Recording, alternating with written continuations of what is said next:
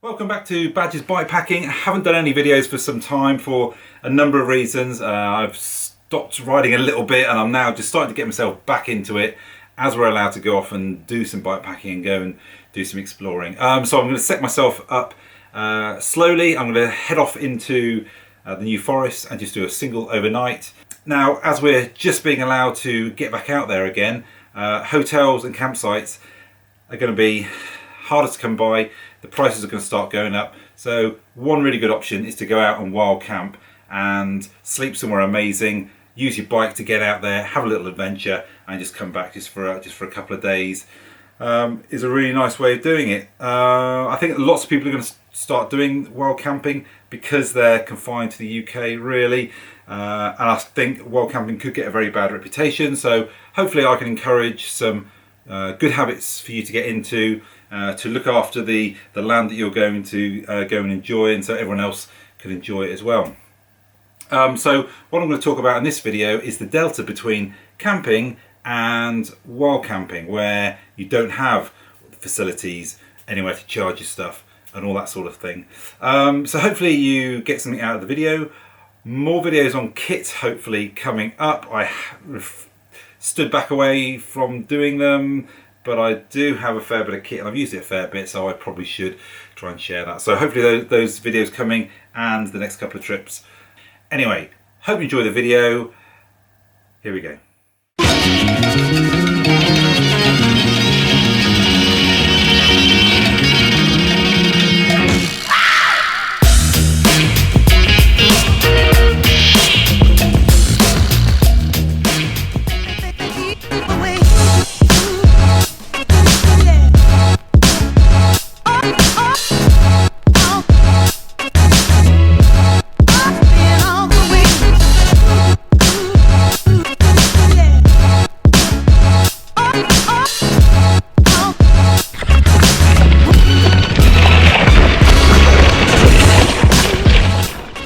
You're going to find anywhere to camp down for the night. The snag is, while you're riding, wherever I can see, all over there, everywhere that I can see, I know that anyone else that's on these tracks and trails, they can see it as well. So I can't camp there. So there's a great looking hammock place just over there, in some lovely trees, looking out over the sun. But anyone walking over here is going to see me setting up, so that's not really appropriate. I need to get really deeper into the forest area, off this heathland and down into the forest. And really I always aim to find somewhere about an hour and a half before sunset. Oh, that's where I want to be, and that gives me time. So once I found a location, I drop the bags or bike and then I head out and just go and scout the place out.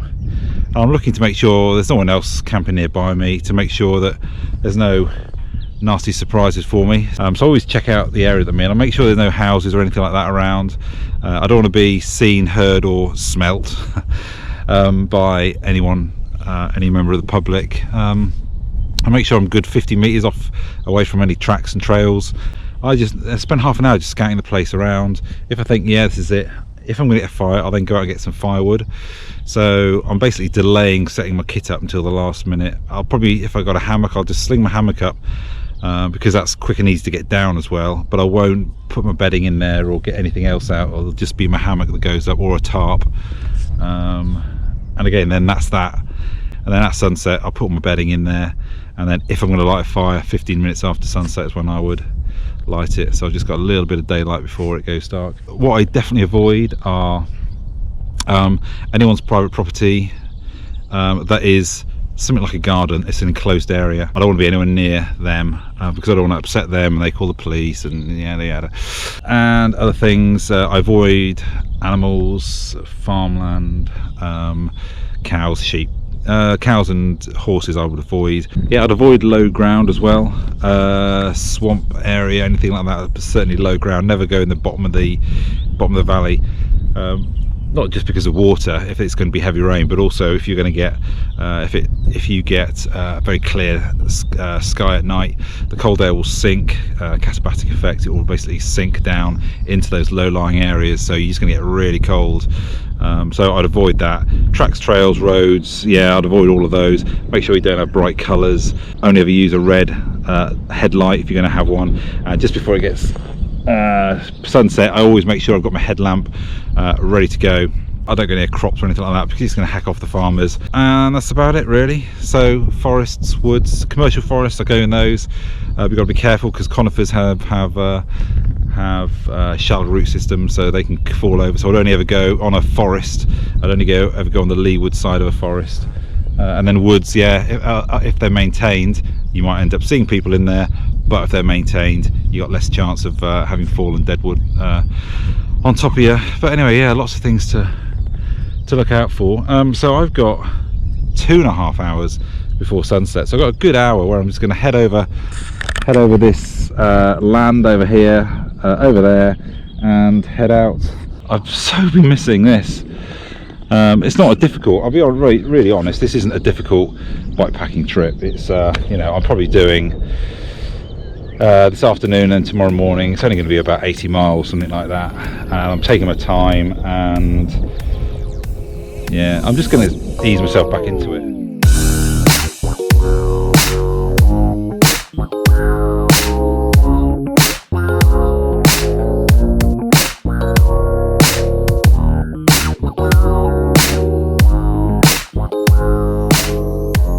This sand's really tough, and it's getting in my chain, which is not good. I've got lube if I need it. There is a beautiful place. A little group of trees there with the sun. Up there, it's going to go down over there somewhere. A little group of trees, no horses around. Don't like horses. If two things I definitely avoid are cattle and horses. Cattle definitely. So again, if you're going to go and scout out a wild camping area, if you go for a field, always make sure you go and scout out all around the field, because if you get cattle, particularly young cattle, they can just cause problems. And if you're, say, in a bivvy or on a low tent or something like that near the ground, it's just something I just would rather not be with a load of them stomping around you in the middle of the night. Although they don't, I think they just lie down in the middle of the night really. But horses, yeah, are a bit better. And up here, I don't think horses are really too bothered by you.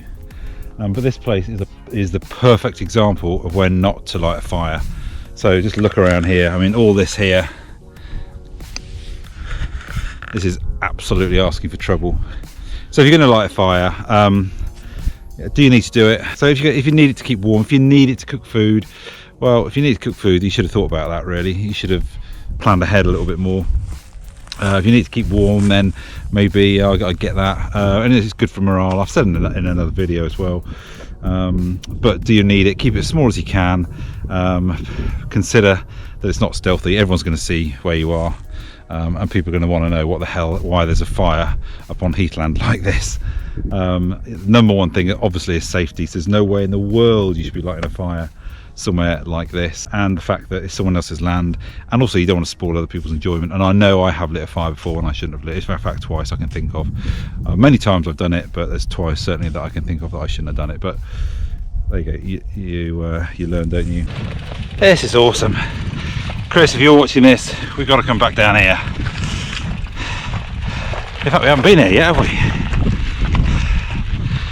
Oh, stop walking. Yeah, let's get on.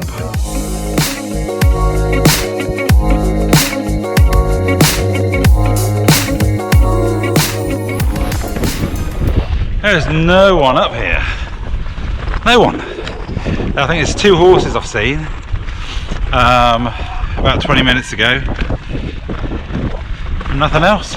So I was thinking of stopping and having a coffee with my alcohol burner, but I wouldn't even trust alcohol here. You spill that, and chucking water's just going to spread it.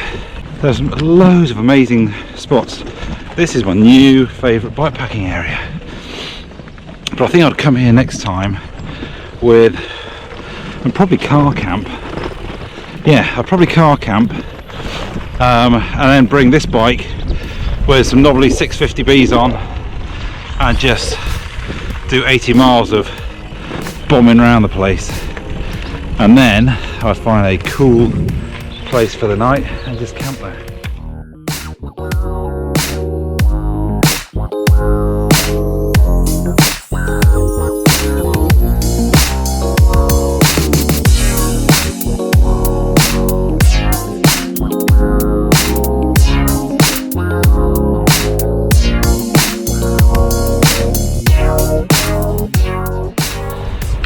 what did I say about try and find your camp an hour and a half before sunset?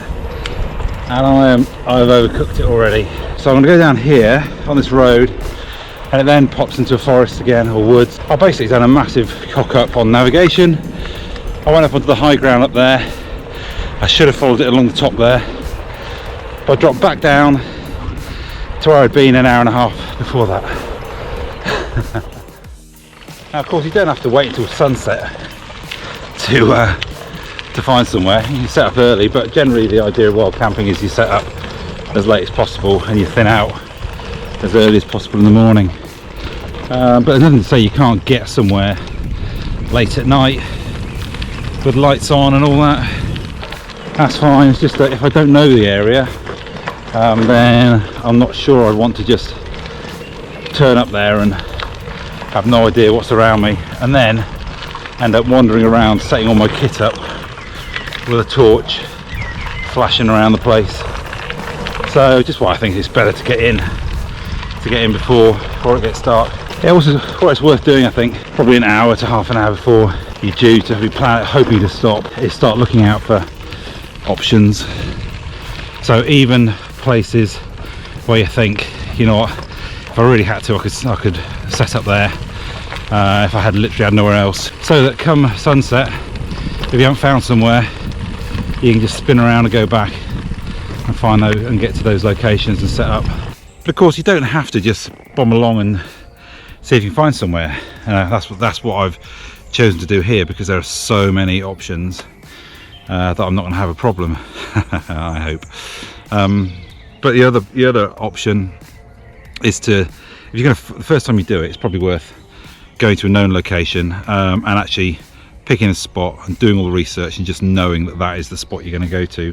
And another plan you can have is have a sort of a night start and a night end, and a sort of a stretch, and then in that stretch find possible options and then just mark them as queue markers on your Garmin, so that as you go past you can just check that one out. Now that one looks a bit rubbish. I think the other one up the road is a little bit better.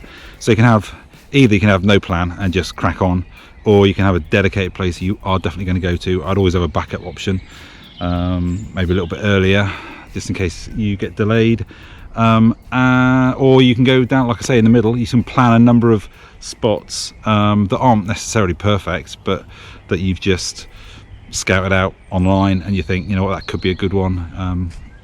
But certainly if you're just looking for a spot, I can't just look in there and say, oh, those two trees there, perfect, because you know everyone's going to see me as they come through here. Yeah, and so if you're going to plan it, so what do I use? I look at websites. So I type in, so I like hammocking, so I type in nice woodland walks, and that tends to find you some nice woodlands to go into. And I look at the pictures that people have put up there, find the name of the wood. I then do a search for the wood, and I go to images and I look at all the pictures that people have taken. Google Earth is clearly a fantastic way to do it. Street View is a fantastic way to do it. I also look at, I think Ride with GPS is a great app and website, because you can use Street View, which is even better than the Google Earth Street View. Weirdly, it's much easier to use, but with the Ride with GPS you don't get the pictures that people have taken. So Google Earth gives you the pictures. But anyway, so I build my route on Ride with GPS. I can use Street View there as well. I've also got OS mapping on there, which is really important, because that can show you the single track, double track, etc. And you can pull up heat mapping, so you can see, does anyone ever use that? So is it possible to get through there? Yeah, so, and then what I do, I export that as a KML file. I then open it with Google Earth. That allows me to look at the terrain, and I can then look at people's pictures that they've put near the route, so I can look around. And certainly with Street View, if you drag the little man, you certainly on Ride with GPS you can get a little circle, and that's where someone's taken a 360 picture, and you can put it on there and you can get full 360. So that's plan B. But there are some dead woods in there. However, there's no wind tonight, so no, I think there's a wood over there. I think that wood is better, just over there. But this is the snag. You get to this time of night, and now an hour from sunset, and I haven't found anywhere. And then you just start pushing on. No, there'll be another better place. And then the nerves start rising. You're thinking, bollocks, I've screwed it over. So I'm expecting that's what I'm going to do. Cock it up. Okay, so half an hour before sunset, and I've only just found somewhere to pitch up. I found, yeah, half an hour before sunset. Yeah, that's right, just over 40 minutes I've got. So I've got some trees here, which you probably can't see in the sunlight because of this GoPro. But they're pines, but the ground is quite soggy around them. And there are hoof marks, and I mean cow hoof marks. Probably can't see anything over there, but yeah, so in there I've already picked up some rubbish, a whole McDonald's bag of stuff that was just on the forest trail. Why would anyone do that? So my other option is in here in the woods. Better cover in the morning if people are around. But yeah, so this is what I do. I just stop somewhere, get off the bike, and I just go and explore. So I think I'll go into there, drop the bike somewhere down here a little bit away from the main trail off to the left, put the bike down and just go and explore, make sure we've got no houses or other tracks and trails. Look, why would you ever rest your bike against a tree with they've got these bloody things on? Ripping heck, that'll go through a mountain bike tyre. One plank, very carefully. Friggin' jackpot. So I got on my own little babbling brook. I think a little bit further in, I think the track, I'd push in this way a little bit. That takes me a good 150 meters away from any tracks, single or double. So it's ideal, and I've got this evening sun. There's nothing else around. I've got a water source. There is a lot of bracken around, so what I'll do is do my cooking down on those little rocks, so that if I've got any problems it all just gets tipped into the water, which isn't cool because that's alcohol into the water, but it's bioethanol. I can't cover everything. Okay, time for a quick review. So this is the Apidura bag. It's a rucksack. It fits over your shoulder. Would do, wouldn't it? It's a rucksack, I suppose. But yeah, so it's a lightweight thing. It folds up into a little bag about that big. You can get what are they called, the feeders that on Tour de France they carry these things. They've got food in, and you can get some like that from Apidura. A bit more for roadies, I think, and I take that if I go out on a road ride. Quite often that'll just slip into my pocket. In fact, Chris gave me that because it's slightly defective and they let him keep it. And you got another one, but I got this one as well because when I go bike packing I like to have on my shoulders, and I always take my food. In these things. I've got my beers in here at the moment, and I've got through France I took a 10-litre one. I've also got a 20-litre one, but they are not Apidura. They were just cheapies that I bought in a backpacking shop thing in Taunton. This is and they weren't particularly waterproof. They were pretty good, but one of them started, my 10-litre one through France started getting a little bit of some stitching going. But this one, so I've only just tried it. Like I say, Apidura. It's got a roll top, whereas the cheapy ones that I had just had a zip in there, so it's a roll top. It looks water resistant. I'd say that's all it is. The stitching definitely looks better than the cheapy ones I bought. I'll put a link up to. This is quite expensive, I'll be honest, but I will use it quite a bit. There we go. If I hang it up, what I do like are these little pockets in here. So if you do have a drink or something like that, you're just going to stop somewhere. So this for me is for food. So I would get this out just before I get to somewhere that I'm going to pick up my food before the night. But look, great, just stick your drinks in here. Water resistant slightly maybe, but stitching's better. No other little fancy nice things. The straps are nicer than the straps, definitely nicer than the straps I've got on the other two. It's got a chest strap as well to it, and it straps up. Yeah, that's about it. What are these here? Yeah, so you can do a bit of adjustment here, so if you're a bit smaller you can snap onto there, but yeah, I'm quite impressed, and it all rolls up into its own little bag which is attached to it, and that's inside there. So yeah, I'm quite impressed with it. Really good little bit of kit. However, you've got to compare that to the cost of the thing, and I'll put the cost up. I do remember it.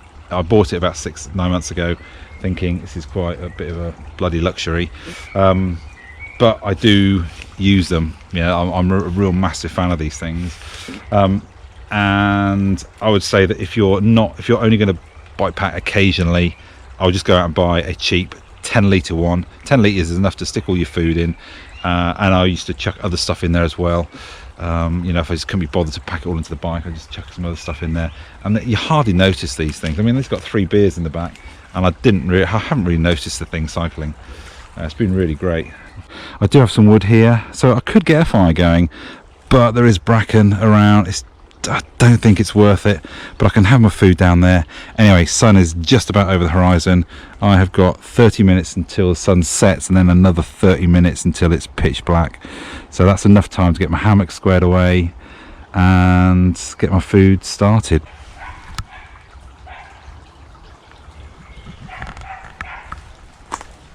Bollocks. Yeah, someone walking down the river. He's got a red cap on. I'll lie this down.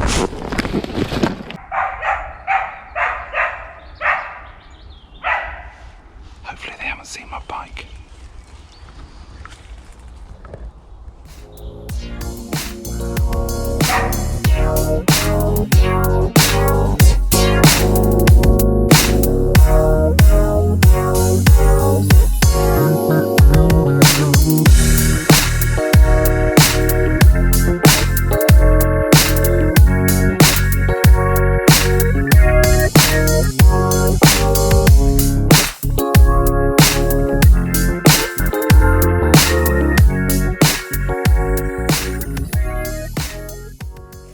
Only when it's dark am I going to be sort of sorted.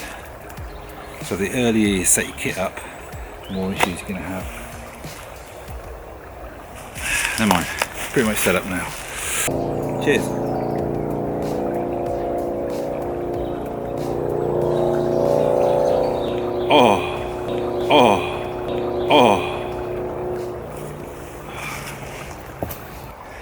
The next things you might want to think about if you're going to end up going and doing this wild camping is,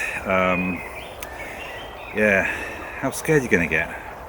Now you may be scared by weather, noise from the weather, by the fact that is there a nutter out there who's out to get you in the woods. Are there wild animals that are out there to get you? Now, what I suggest is the first thing you do is, if you're going to do this, go and practice it, maybe in your garden. Maybe try going wild camping with someone else in a sort of pretty safe area. Maybe try wild camping and there are cool camping areas in the UK where you can go into a wood and you can camp, and so maybe it's worth doing that, but something that gets you used to it.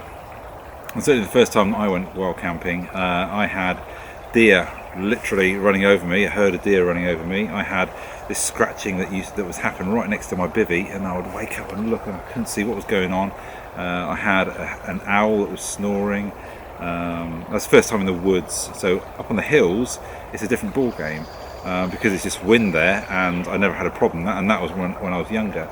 But the first time I went into the woods, it was crazy noises. And it's this time of night when the light starts to get low that you start thinking you can see things, and you think you can start hearing things.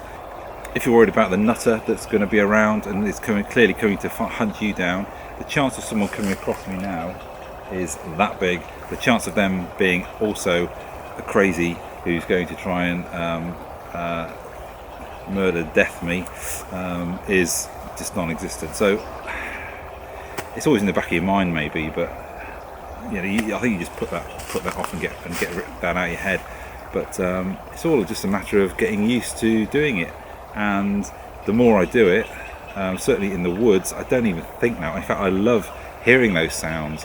I had a stag that was about 10 feet away from me, I won't say how long ago, but not too long ago, in a wood which I actually had permission to go into, and he was 10 feet away from me, barking at me, or directly at me, and I barked back, and he did one.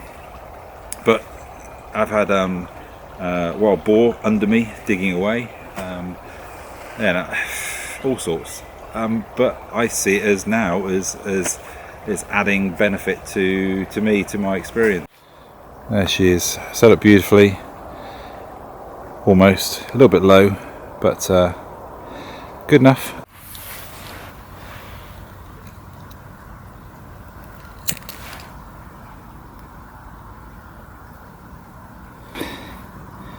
There we go, just let that get going. So just like this, and you can see that just the rings on the outside will just, there we go, see the rings going there, so that's it priming. There's a little bit of spilt fuel there, so that's why.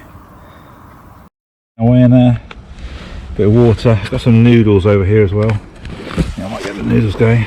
Always remember to take these little things out of these meals. So get some noodles on as well. See, the snag with this burner is it doesn't have a lid. It means that I've put too much in there, and that's just going to cook away. And if anyone turned up now, although they're going to see my frigging white light, they're going to see this thing. And I can't put it out. There you go. There's my rubbish bin. Perfect. Cool. Chili con carne and noodles. What I forgot to talk about was the spooky bit of staying here. And the spooky bit that gets me is that I hallucinate. At night I have really vivid dreams about being caught. Really vivid. To the point that I swear that I'm awake and I'm hallucinating, thinking that people have just caught me, and then here they come. Oh, I've had it. I have weird dreams when I camp. But there we go. We're all weird. Woo! It's 3:30. Hopefully I've taken some photographs, but yeah, the moon is up, and it's this moonlight. It's a full moon, and the moon is just bouncing off the river there. It looks a little bit spooky. Anyhow.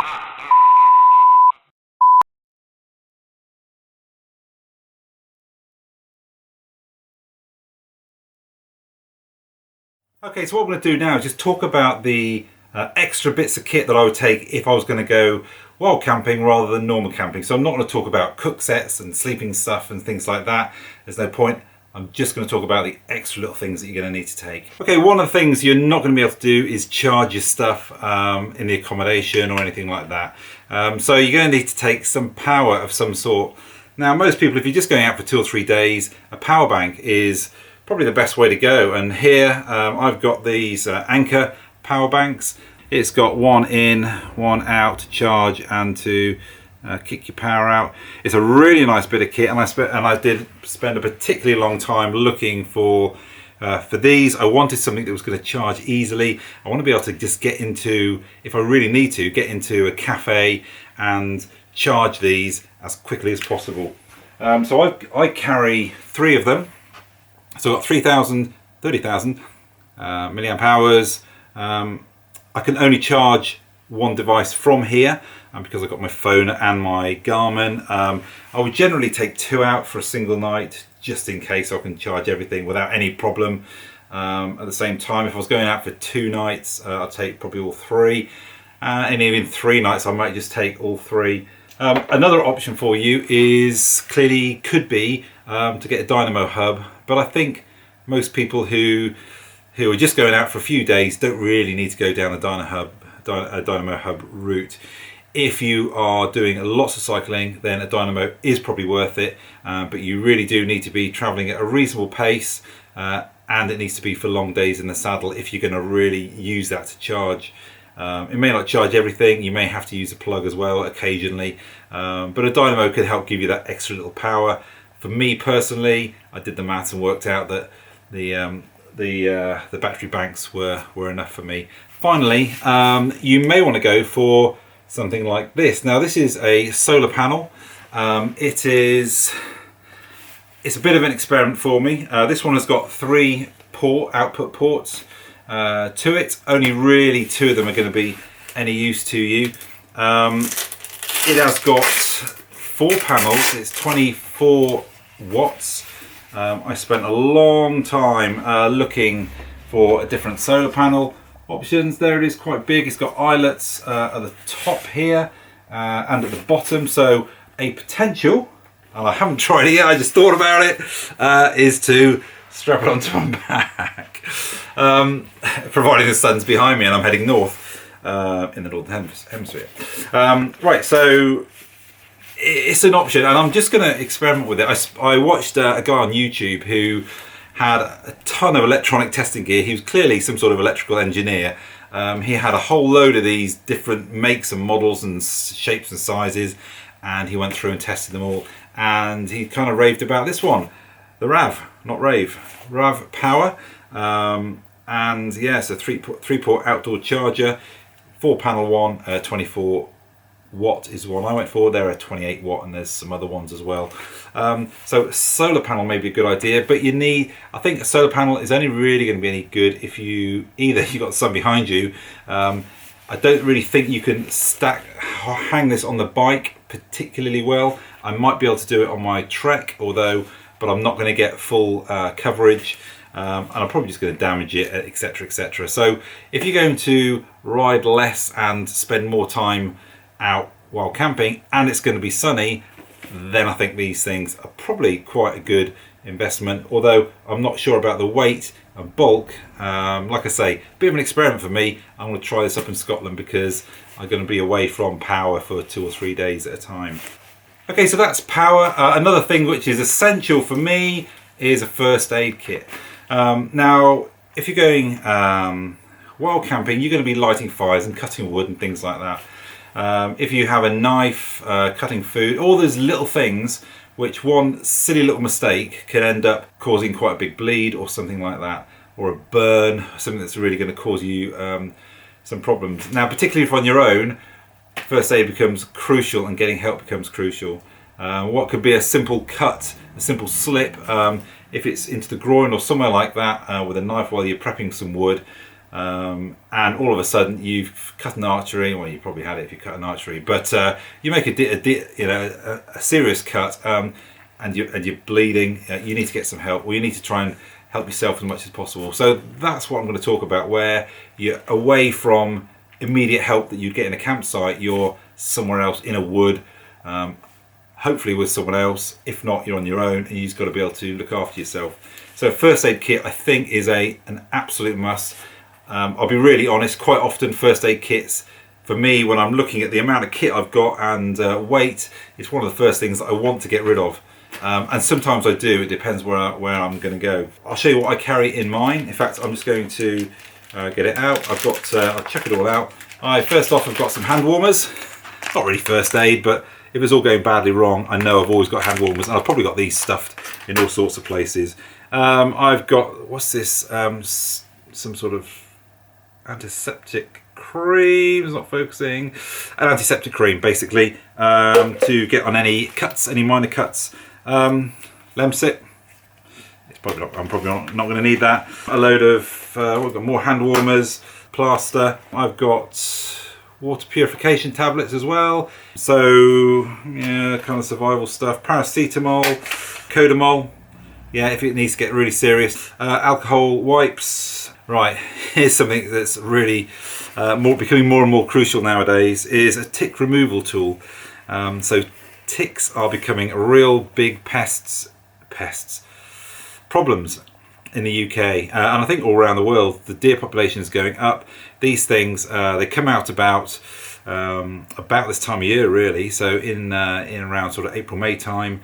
The nymphs come out. The females are in the dried leaves and all that sort of thing. They're in there at the moment. If the temperature goes above sort of about +5 degrees centigrade, then these things start moving around and they start coming hunting for you and deer, etc. The little nymphs are the worst. They're the ones that are going to end up on us, and they'll end up on the top of grass. So any sort of grass that you're moving through, or dead leaves and things like that, they're going to be in there. So you need to do a check of yourself. But if you do have them on there, and I'll show you some ways of getting rid of them, but you do see them, then you want to get them off with some tweezers, and you basically just pinch around them. And I use the wife's mobile phone to zoom in because my eyes are crap. So I grab them and apply a steady amount of power backwards, and off the little buggers pop.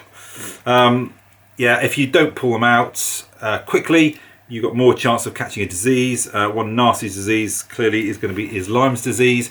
My wife got that, but she found it really quickly. If you see a bullseye bruise, effectively red bit, you got Lyme's disease. You need antibiotics pretty quick, or you're going to start having problems. I also carry a foil blanket. I'll talk about a bit more about ticks in a minute. Foil blanket, a triangular bandage, some gloves, because I don't know, ibuprofen.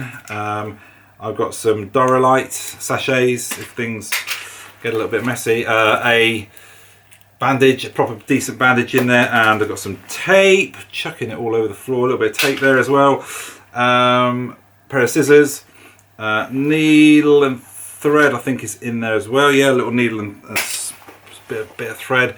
Some pins, elastic band, I don't know, a bag of something, another bandage, and some, what are these for?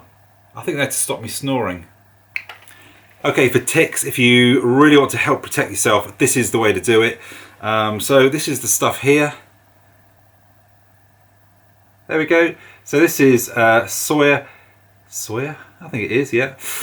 It's a permethrin chemicals.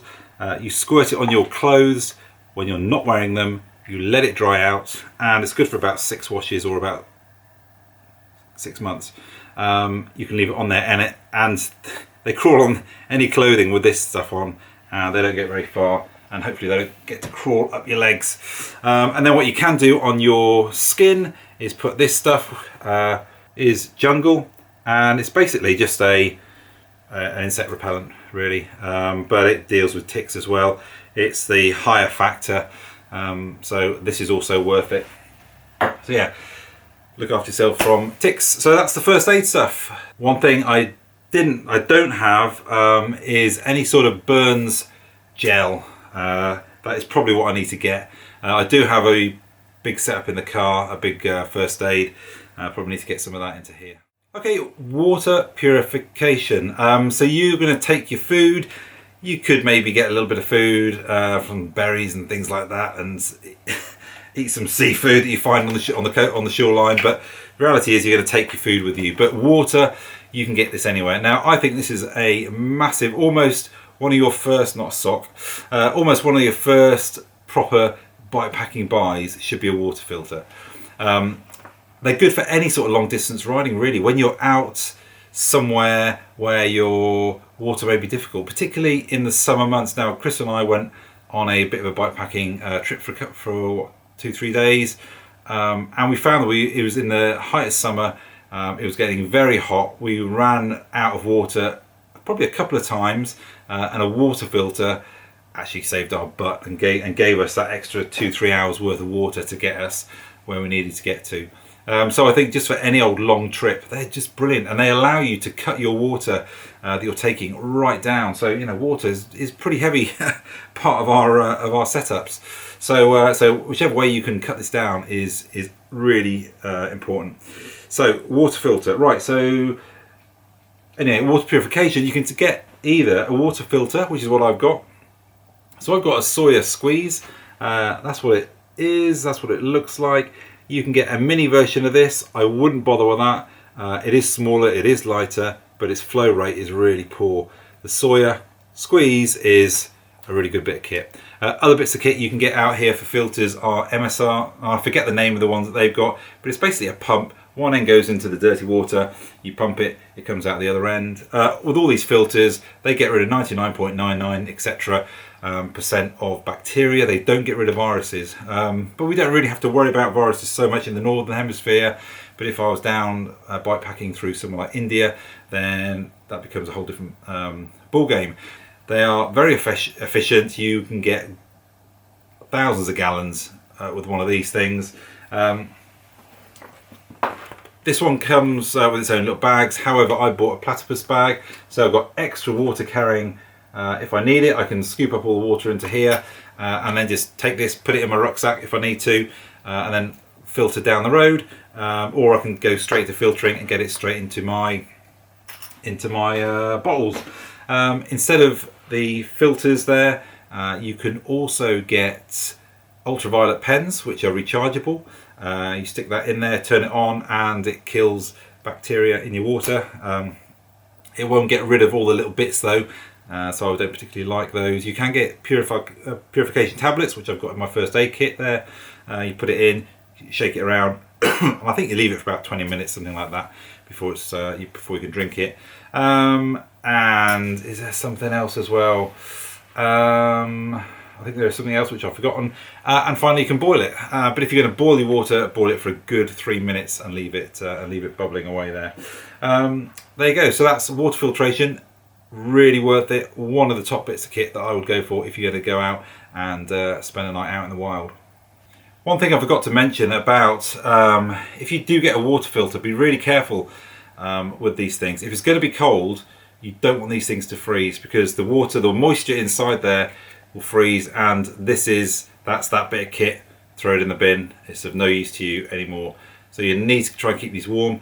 I keep mine in an old clean sock. I wrap it up in there, and then if it's going to get particularly cold, I hopefully remember to pull it into the sleeping bag with me, just to try and stop it freezing out. Okay, another one is fire lighting gear. Now, in the video, I'm probably going to talk about fire lighting. There are lots of question marks about fire lighting. Whether you're going to do that or not, that's entirely up to you. But if you are going to light a fire, you need to take the appropriate kit. I would make it simple as possible. Take 2 different forms of fire lighting. Take a little bit of dry tinder that you're going to hopefully use to get it started. One of the best forms is a solid fuel capsule thing, which you can either cook your food on if you really had to, which I've done a number of times. You can do that, or you can just leave that and light that and use that to help get the fire started. And there you go. So a little bit of tinder to start it, maybe some wood shavings. I then have a couple of those little blocks in there, and I have 2 forms of ways to light the fire. Also, if you are going to light a fire, you may want to process that wood. Now, you can maybe take a knife or something like that if you feel confident at using a knife to process wood, or you can just snap the wood. And to be honest, most people just get away with just grabbing wood and snapping it. You can take a little saw with you. Now, when I go wild camping, I've got much bigger saws, but if I go bikepacking, then I take this. So I've got a silky big boy from my wild camping, and I got this little silky here, which is a pocket boy 130. Yeah, so there you go. It's a bit of a luxury item, I'll be honest, but if you want to get through some wood and have enough wood, this will comfortably go through stuff that's yay big, big enough to go on your fire. Okay, finally, you're in camp and you need some light. Now, even if you're just going normal camping, you're going to need some sort of light. So these are always good, worth looking at. They're called Lucy lights, Luci, I think, or there may be an E on there, I don't know. But they're basically blow up lights. So there's a little valve there. I blow it up, puffs it out into a little cube, and it's got lights in there. It's solar charged. I always take one of these with me. They are fantastic. They last all night, or even on a high power. Amazing bit of kit. But also, you can have that when you're camping, I imagine, anyway. But if you're around while camping, you probably don't want people to see you. And one thing I highly recommend is a head torch. So you probably see I've always got a head torch up here somewhere, or it's down around my neck and I can't find it. But head torches are brilliant. Get ones with white lights and with red lights and with dimmable lights at that. Learn how to use it, how the controls work, and get it on there before it starts getting dark so you're not fumbling around looking for it. So this is a really small one. I carry a spare battery for it as well. It's fantastic, and I've used it pretty much every bikepacking trip. If I go wild camping, I take a slightly bigger one with a bit more power to it. I also carry a small torch like this. What is this called? Fenix LD12. It's a fantastic little powerful light. This hangs up in my hammock on the ridge line. There's a little clip there, hangs up there, and I can basically find out what that was over there if I hear a noise at night. I like having this at hand, and again, all these things stay near me throughout the night. And then the final one I have, and you're not going to be able to get hold of one of these, I very much doubt, is a little torch which goes on my finger. People at work will know this. And it's got two little buttons there, and it basically sits on your hand, and you can do your work, and you've got this little torch which you can see what you're going to be doing. Okay, so that's all the extra bits of kit that you're probably going to need to take with you. I hope that may help a little bit if it comes to setting yourself up. And back to the video. I do not want to get out of bed. The worry in the morning is, when are people going to start wandering through your camp, taking their dogs for a walk? So it's a bit of a gamble. You want to stay in your scratcher as long as you can, because it's actually a bit nippy out there, and it definitely is 4 degrees, and I'm in no hurry. I got 45-50 miles to do, which is almost all gravel. Probably about 35 miles will be about gravel. I might wild camp. I might take my bivvy and go and sleep out on the coast. I will ponder it for another half hour, I think. And this is the best bit about wild bikepacking, as I call it, because you wake up and you just lie here and watch.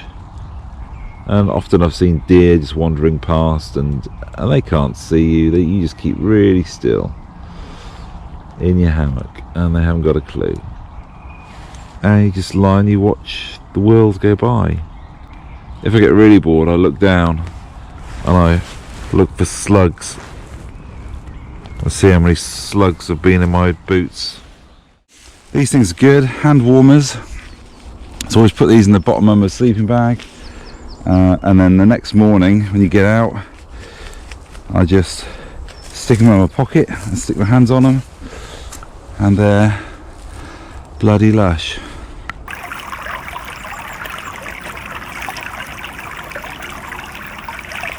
So it's a soya squeeze, and then, well, tip it up and squeeze. Okay, so if you're unfortunate like me and you have to do your poops in the morning, then you're going to need a poop kit. And this is the #1 bit of kit, I think. It is basically from thetentlab.com, designed in Colorado. This one's called the Juice #2. It's basically an ultralight trowel, and some poop paper, and a lighter, and yeah, so I'll leave you here for this bit, and maybe some time.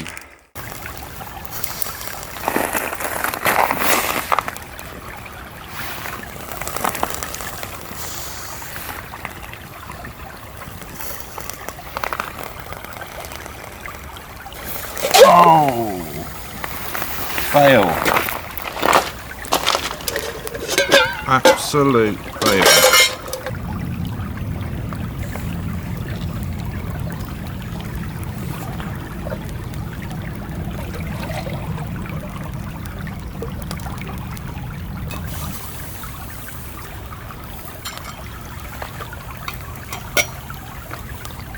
Okay, packed up. Yeah, these Apidura bags. The straps are definitely more comfortable than my cheapies, but like I say, you pay for it anyway. Right, leave no trace. Always check for tree straps if you're using hammocks, but make sure you haven't left them. But yeah, I've left no mess. There's been no fire. Well, I did have a little fire down there, but I put all that out, and that's all washed away. And I've left nothing here. In fact, I'm taking away with me a McDonald's bag of crap that I found as well. So I'm doing pretty well.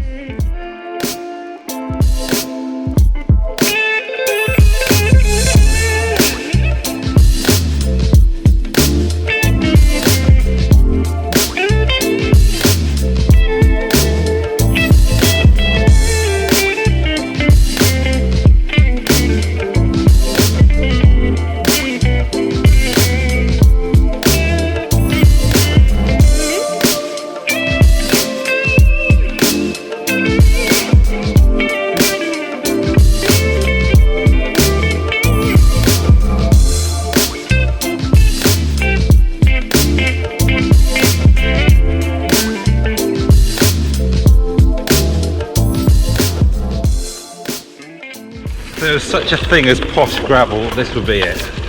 Here's also hammock heaven. I mean, you can't, everywhere is good hammock spots. I might bring my bivvy tonight, but bivvying's a young man's sport. I might give it a go though. Right then, so back to doing this sort of wild bike packing. Is it legal? I can't say about other countries, so I'll just talk about England or the UK. But in Scotland you can do it. You can wild camp. There are some limitations when it comes to places like Loch Lomond.